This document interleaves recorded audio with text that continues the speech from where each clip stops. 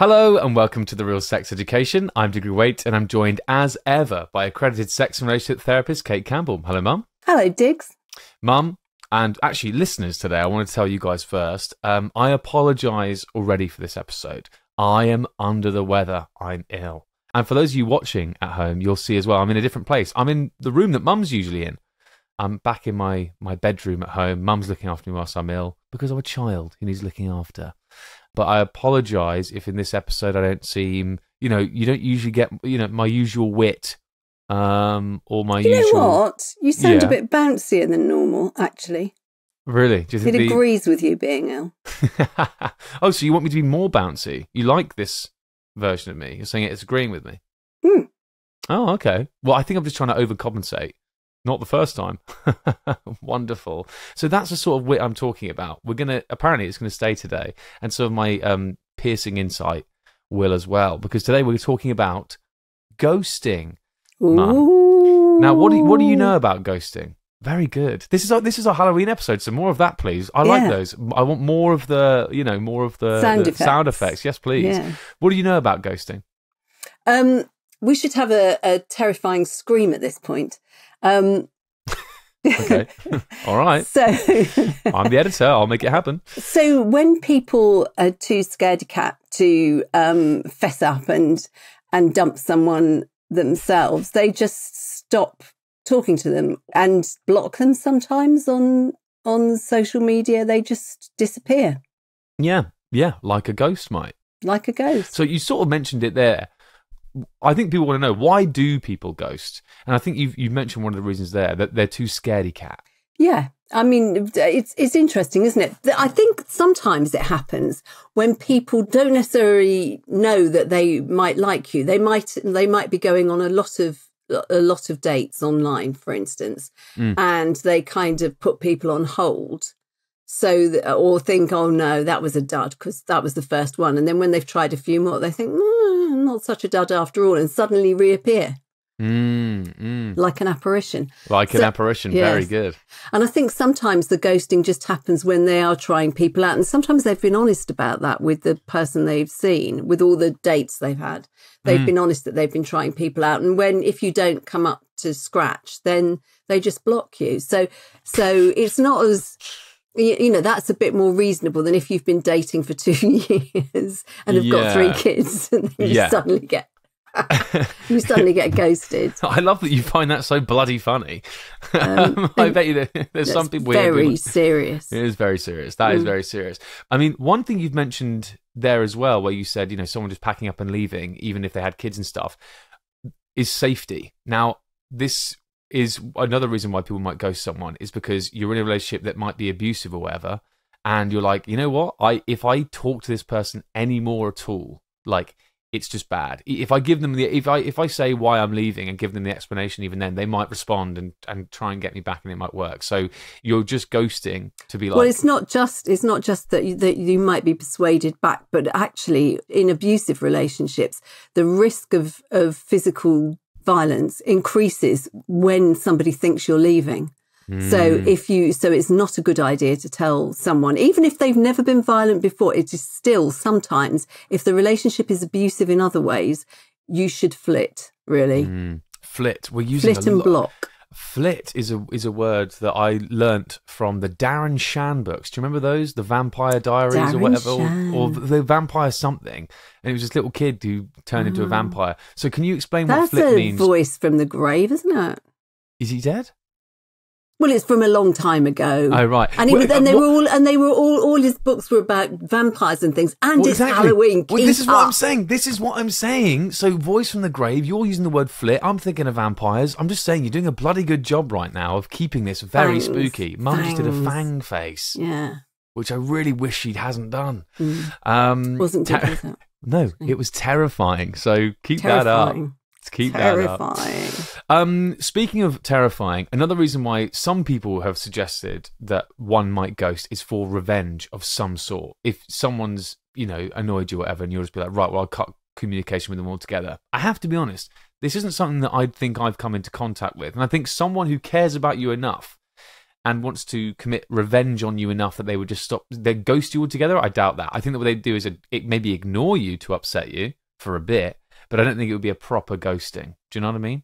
I thought I'd mention it, though, just because people have said. I mean, the more interesting thing, and the thing that happens, I think that probably the most often, is that people realise they've been blocked after a while. It's probably happened. And they think, oh, what happened to that nice Diggory that I was talking to? And then they go and oh. Well, do you remember what happened when I blocked you on Facebook? When was that? This was years ago. I'm talking probably 2012. Why did you do that? Because I didn't want you seeing what I was getting up to. And what so I were blocked you you on getting up to? What were I you, don't know. what were you ashamed of? Do you know what? I was probably out, I was going to parties and stuff in, fields in the middle of nowhere, drinking like 4 Budweisers and thinking that I was... Oh, it was that K cider, wasn't it? Yeah, baby. No, that was at university. By that point, I'd reinstated you to my Facebook friends. But no, I blocked you on Facebook. And then that's when you stopped using Facebook. That's why you reinstated me. There we go. Let's it was be a perfect plan. And it worked very well. But you were fuming. You were not happy. Was I? I think, and understandably so, yeah. Anyway, so you're right. That wasn't really a ghosting. I hadn't cut all contact, but I had blocked you on Facebook. And I guess the final reason that I could find that people ghost is that they genuinely do forget, or that they're busy, / something mad happens, like they fall off scaffolding or something. Sometimes that can happen. Yeah, but then they don't block, do they? No, but the blocking thing isn't inherent to the ghosting, by the way. I really don't think that's an inherent part of ghosting. You can just ghost someone. Can just not speak to them. Yeah, and not actually have to block them. But you've been placed in the position of stalking. This is all very drama triangle-ish. What does that mean, drama triangle? Well, it puts you in the position that you don't want to be. So you start out feeling like a victim, and I haven't heard from that nice Diggory for a while, and then you send a message to the Diggory. You see Diggory's seen it, and then he doesn't respond. So you feel like a victim, but you also, when you've done this a few times, start to feel like a persecutor because you're obviously stalking. Yeah. You've become the baddie. So the drama triangle is a way of looking at different kinds of patterns of behaviour, and there's always 3 elements to the drama triangle. And the drama triangle consists of victim, persecutor, and rescuer. And people move around the triangle. So you might have 3 people who all move around, or it could be 2 people and a thing like work, alcohol, social media, something like that. And while you're in a pattern, often it's not a very helpful pattern of behaviour, you move around that drama triangle. Can you give me an example, maybe with ghosting at the heart of it, that incorporates this triangle thing? Like, what's the example? Let's say somebody feels like a victim because there is somebody that's always wanting to see them, and they feel it's all a bit much. And so they ignore them or block them or something, and they ghost them. Mm-hmm. And so then they've moved into kind of persecutor. Then they hear on the grapevine or through having a sneaky peek that this person is very upset about this. So they then go into rescuer mode and send a little message saying, oh, sorry, I haven't spoken to you for a long time. I'm really busy. I'm really busy. And so I probably won't be around for a while. So they think, okay, I've done it now. I've covered myself. So the other person then comes back saying, you don't know how hurt I am by you not getting in touch. You could have told me this weeks ago. So they're then in victim, feeling very much in victim, but you feel persecuted by this. So you say, oh, I'm really sorry. Maybe we should have a drink and then before I go off into my very busy period. And they say, oh, great. Then that person feels like the victim, because their rescue attempt has actually meant they're going to have to do this. So they feel more persecuted. So then they say, I've noticed that you've been looking at my social media and stuff a lot. I think maybe you shouldn't rely on me. So you've then placed the other person in persecutor. You've let them know that what they're doing isn't okay, but you've tried to do it in a nice way, in a rescuer kind of a way. Mm-hmm. So they then come back at you saying, oh, no, I'm really, really hurt. And you say, well, the best thing then is for us not to see one another, rescuer. And then they come back at you as persecutor, telling all your friends, posting everywhere that you're a mean ghoster, etc., etc. Mm-hmm. You feel like victim. So this can continue forever. Does that make sense? It does. And like you say, I mean, that proves that it is a cycle, and it will, just like you say, keep going, and you keep swapping and trading. But I guess the psychology behind it is what I think a lot of people would be interested to hear your thoughts on, because I've seen online people talk about the fact that people who ghost have no empathy. And they're narcissists. And a lot of these people think that you're nothing. And so that they don't even think about what it means to you, and they can ghost you because they have no empathy. On the flip side of that, people who ghost have too much empathy, and they are such people pleasers that they don't want to upset you so much that they freak out and they think, well, I can't tell them the truth here, and because that'll upset them. So what I'm going to do is just not say anything at all. And then it just goes weeks and weeks and weeks without them saying anything. And then you might get in touch a few times being like, where have you gone? And they'll just build it up more and more in their heads. And eventually they'll think, well, maybe it's just best if I just keep staying quiet then.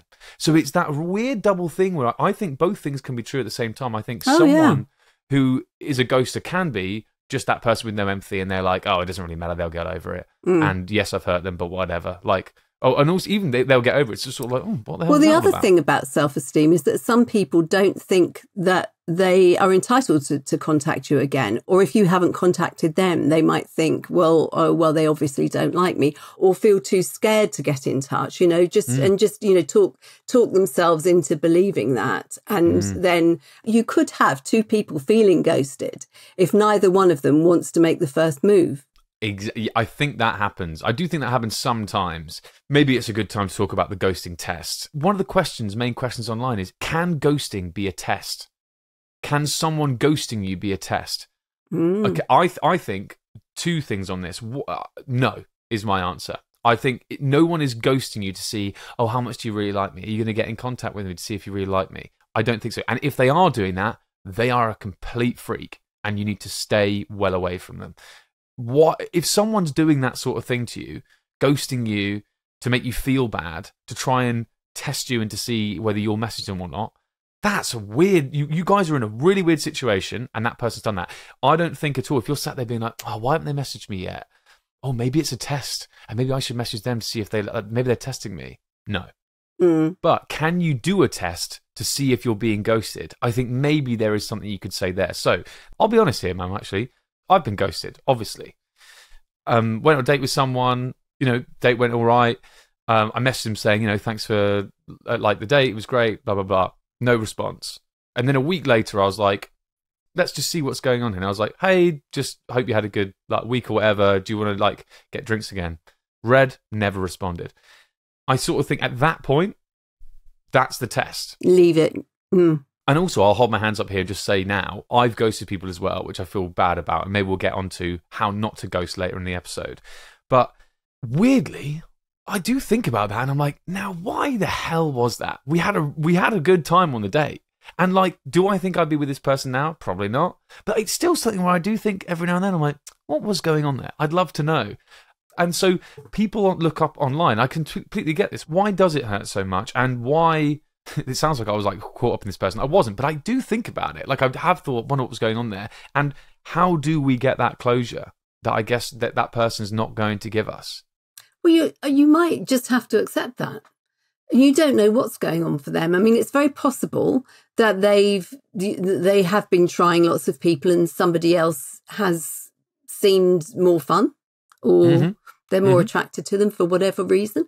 And then other people will just maybe think they're not good enough for you. There's that as well. They just think, well, there's too many differences. But remember that what really draws you to somebody is your unconscious fit. So that thing, that what we tend to call a spark, is something about things in your background which draw you to one another. So any hurt from the past can be fixed with this person, or there's the potential there for that to happen. And that's not something you can really legislate for. So if it's not there, that's not because you're not nice and charming and delightful and attractive. It's because there isn't the unconscious fit, usually. And you guys, just for whatever reason, it's not quite right. And I think in that scenario, you'd want to receive the text that just goes, "Hey, listen, I had a good time, but I just don't see us as a thing," or whatever, And then that way, I guess you're in no two minds about it, because they don't have conviction in their emotions, basically, and they don't, in the sense that they don't feel that they can say how they feel without. Or they can't be bothered. Or they can't be bothered. It's one of the two things, and I mean, either they don't care, they think you're not worth it, or they can't be bothered, or forget. Or they don't think it's necessary. They feel too good about themselves. They feel not good enough. It's, But what I'm saying is the saving grace there basically saying, is this really someone that you want to be with anyway?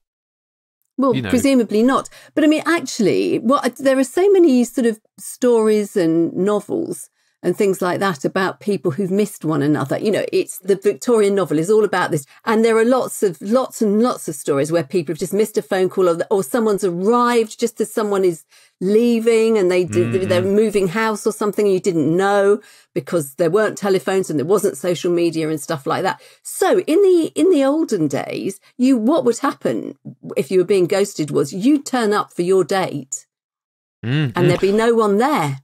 Yeah.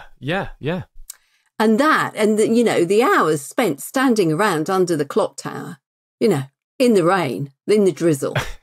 And are you talking about Victorian times here? Or are you talking about in general? Just recently, before social media and before we all had phones and things. Have you been ghosted? Well, I've been stood up. And how was that? Wet. Yeah. It was raining under the clock tower. That's where we were supposed to meet. What do you think about this? Is ghosting, has our current generation, social media and stuff, has that made it more prevalent or more easy? Or is this a product of modernity and where we are at the moment? And I guess you're saying there, no. And then people have always done this. And it may just be because their mum wouldn't let them out, And how would you know unless you rung the landline? Well, how would you know? And you might not have the landline, or the house that, your friend might not have a landline. Mm-mm. People were also pranked. Oh, yeah, where it's like, I want to go out with you and let's meet up here, and then you just never would. That sort of thing. So there was a lot of pranking in school days, but also people just, for whatever reason, not showing up. And then maybe they arrived late and you'd gone. Because I've never been one to hang around for very long if people don't turn up. Legend. Class. Yeah. And what about, and did you ghost anyone in that time? Did I never, ever not turn up? Well, I mean, or stop returning their calls and things? Of course. Really? Yeah. And why? Got on my nerves. So it was on them. But it was on you. It was how you interpreted them, or what you're saying is there wasn't their unconscious fit. Sometimes people, there definitely wasn't that. Because can you imagine meeting someone at a dance or something like that? Now, I can't imagine that these days. Yeah, well, at a dance, at a disco, and off you'd toddle. You go your separate ways. Definitely not sleep with them. That would be you if you like them, you'd go on a date. So you would or you wouldn't actually turn up. You might give them your number, you might call and arrange a date in the cold light of day. You might not really want to do it, and be caught, or you might get a better offer from someone more interesting. yeah. But then you might not have a way of telling them.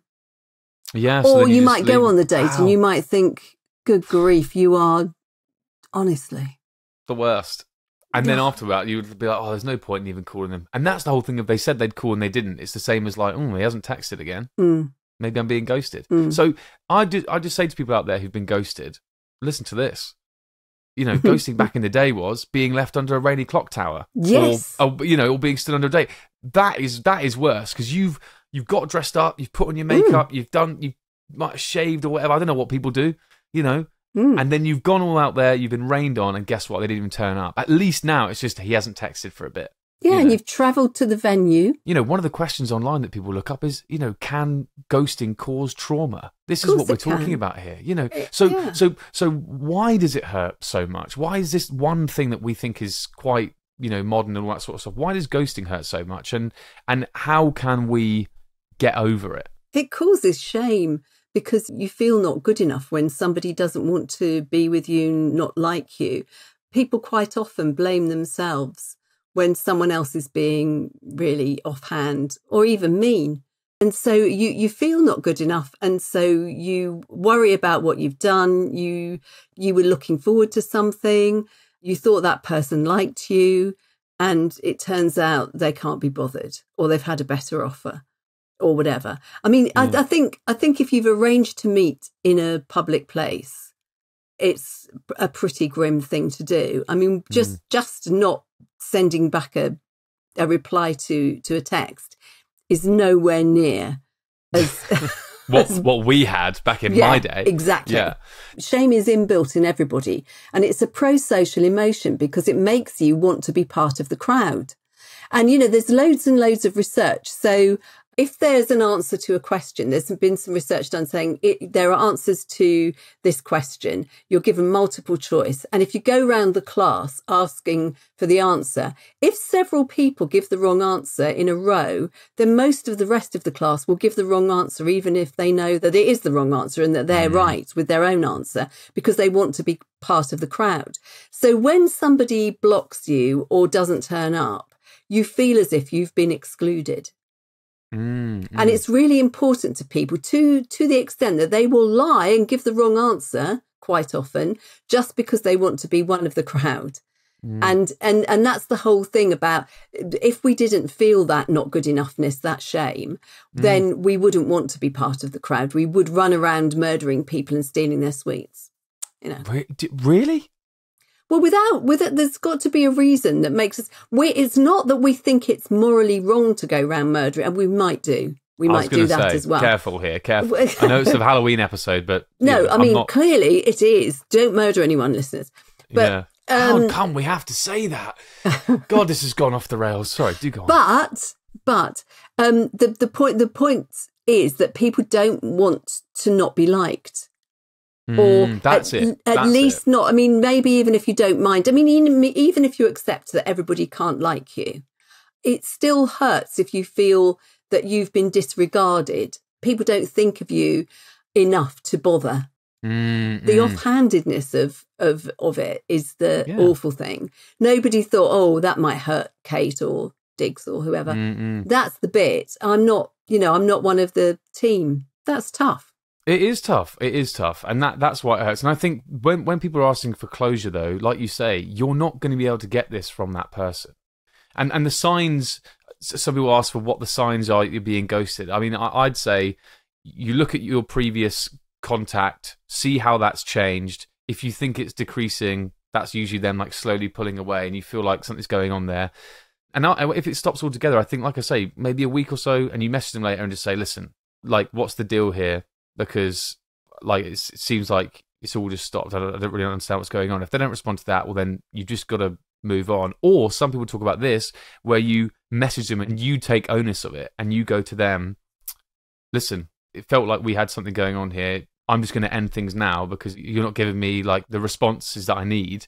And it's sort of on your terms, and that way you're not being ghosted. You're sort of ending things with them. I don't know whether that's necessarily the... Well, it's a bit late after they haven't spoken to you for 6 months, isn't it? Well, that's what I think when people suggest this. But I mean, to some people that might be, and I wouldn't say 6 months, but maybe, if you think it's happening after a week or two, but you I think do it some then, people do it too soon. I mean, I do see lots and lots of people who have dating issues. And one of the most common is that people feel that their interest isn't reciprocated, even when they've had a nice time. The other person doesn't come back quickly enough. The other person may be very, very keen, but just not feel the need to keep on responding. And so you can be very annoying, appear needy and stalky by constantly asking someone to respond. And, if they're busy at work, I mean, if they're, they might be a fireman or a policeman or, politician. A firewoman or a policewoman or a politician woman. You know, one of these things. Yeah. Yeah. They could be anything. And a poly person. Absolutely. And actually, you might like them, but you could get very fed up very quickly if you think, wow, I'm going to be required to meet this person's needs very, very fast. I can't do that.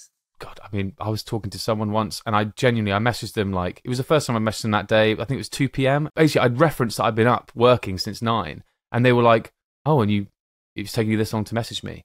And I was like, okay. Like that to me was like, this is what. So I meant to wake up and immediately text you. I'm like, I'd never met this person in real life, by the way. So, you know, I totally get what you mean. But I think when we're talking about ghosting, I think it's slightly different than this. It's not you nagging them all the time. It's just like you guys have had something going. And that's the thing as well. You know, can I just stop you there? I don't agree that it is always that. I do think that sometimes people are too much. Yeah, no, I agree. I know. I think that can happen. That can be a reason why someone might ghost you, sure. But I don't want everyone to think that when they're thinking, oh, I'm being ghosted here, you know, am I being too much? I'm sure a lot of people are already thinking that. It might be the case sometimes, but I just feel like there's going to be people out there being nice, aren't you? You're trying to. You don't want people to feel they're too much. You don't want people to feel they've overdone it. Oh, yeah. Well, and also they're coming to us for some reassurance, and you're going, stop bloody messaging them. You know, but let's be real. Some people do. Some people will. So but not all, exactly, no. Exactly.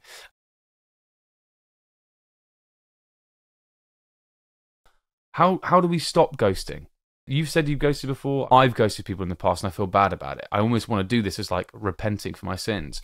If I'm listening to this and I'm thinking right now, and I'm slowly ghosting someone right now, what do we say? What do we? Yeah, but how? What would you speak to them? Is how you stop ghosting. Yeah, but you say that, but it's not that easy. Because you just say speak to them, and I think, what do I say? Well, you could do the thing of, oh, I'm sorry, I haven't been in touch. I'm awfully busy at the moment, and not going to have much time. So maybe this isn't going to work because I'm just so busy at the moment. Yeah, which could be true. Which could be true. I do think, you know, and I think that will still. I still think you should really say, sorry that I don't feel this works. But if you're feeling cowardly, yeah, well, that's it. And I think if you say the truth, I think sometimes you'll be surprised by actually how that's received quite well.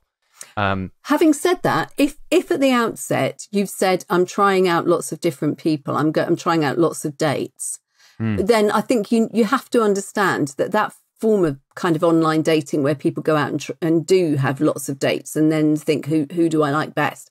That's real life these days. Lots of people do that.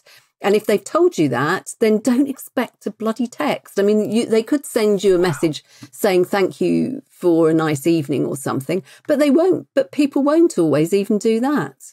I mean, they've been honest. I still think, let's say you are one of those people and you have told them from the outset that's how you're dating. I still think it would be nice to receive a text saying, hey, I've had fun on our dates, but one of these people I've got along really well with, and I want to keep seeing them, and I don't want to cross any wires or whatever. I hope that's okay. So that's what I want to say. That's why I want to speak to these ghosters now and just say, like, I think you can say these things and you can kind of leave it there, because I think what they're expecting is some crazy, like, a barrage afterwards being like, what the fuck or whatever. But actually, I think what people would appreciate is just saying, hey, listen, I had a really nice time. They get the message if you say, hey, I had a really nice time. I think that I see this more as a friendship, or I didn't feel a spark is what people say a lot. I didn't feel a spark. Yeah. And then that person, if they keep responding to you and nagging you and being like, why, I think after a while, then you're allowed to ghost them. Yeah, exactly. So we're actually saying, do ghost. Another classic question is, can you be ghosted by a friend? Oh, yeah. Yeah. And by work. People have had bosses who just stop giving them shifts and then never respond to them. Oh, yeah. People going for interviews. Oh, they often don't reply. Yeah. Yeah, exactly. Yeah. Even after an interview. Yeah. And I think in that scenario, it's kind of like the dating thing. It's like, some people think if they've been talking on a dating app and then someone ghosts them, unfortunately, I think that's kind of par for the course. It's ideal if someone didn't, but like, you haven't met them, they don't owe you much yet. But I think if you've met someone for an interview, if someone works for you and you've stopped giving them shifts, or you've been on a date with someone, maybe you owe them a message just to say, hey, I didn't feel a spark, or hey, we've hired someone else. You know, you owe them something if you've actually met with them. What about the friend thing though?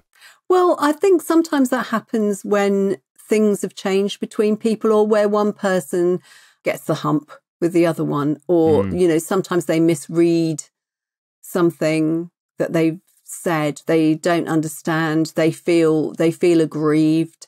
An awful lot of arguments like this happen because of posts that people have seen. Oh, right. You know, where, for instance, let's say that I'd said that I will go with you to see a particular film, and then I notice online that you've gone with somebody else, right? So then I might say, well, you know, we had agreed to do this. Therefore, you are no longer my friend. I absolutely hate you. That's it. Ghosted. You're done. Yeah. Yeah. And in that scenario, would you suggest people don't do that? And they I don't think it's up? Justified. I think it's disappointing if that happens, but don't ever think you should do that on the basis of something trivial. But, you know, it on the other hand, might not feel trivial to you. And if people have been over time becoming changing, and it's become more difficult to stay friends with them, or, you know, more, again, often more demanding.